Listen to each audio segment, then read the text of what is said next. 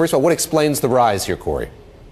Well, look, it's been attributed to sort of destabilization of global economy, and this is being seen as a safe store of money. It's also, most of the trading of Bitcoin takes place in China. And so as the Chinese authorities have cracked down on the movement of capital overseas and other ways to move capital out of China, the purchase of gold and so on, Bitcoin is increasingly being seen as a way to store money and probably to move money as well. And so with most of that trading taking place in China, and I say trading, it's the acquisition of Bitcoin in China, the acquisition of that currency that is Bitcoin.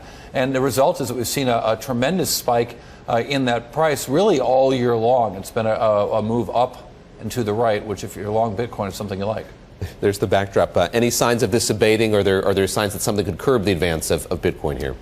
Well, certainly the Philippines is looking at this because there's been so much trading of Bitcoin in the Philippines. They're looking at this out of concern for money laundering and talking about some sort of regulation if they can do something to curb that adoption of Bitcoin, the purchase of Bitcoin.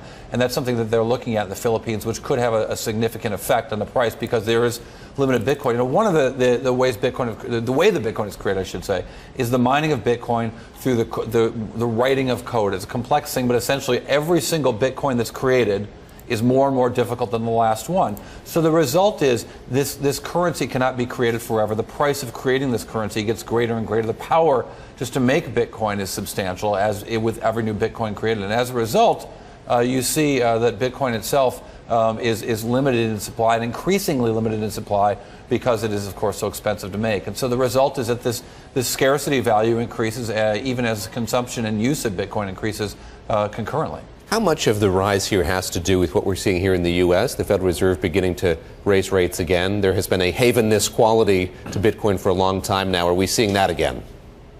It's certainly open to speculation. When I look at the decrease in the value of gold that's concurrent with the rise in Bitcoin, I see this not seen just as a reserve currency, particularly in places where you can acquire and trade gold. So I think there's more to it than that. It's also being used a little bit more merchants accepting it, more usage of it across different industries.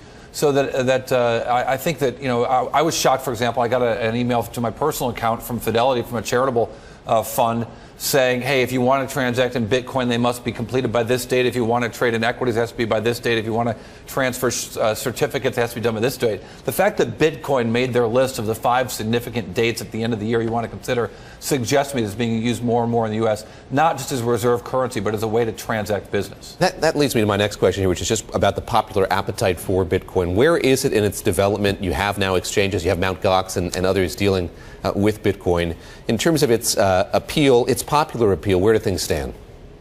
So I think the ultimate use case for Bitcoin, when and if it happens, would be the securities industry, because there's so much time and effort that goes in the settlement of trades and the monitoring of what happens in the ledger that goes along with them, that Bitcoin almost seems like it was invented for that. But the anonymity of Bitcoin raises a fundamental problem with Bitcoin. So the blockchain technology might be the ultimate solution for the securities industry. But even as the securities industry tries to find the right way to use a blockchain technology, it sort of popularizes a notion of Bitcoin.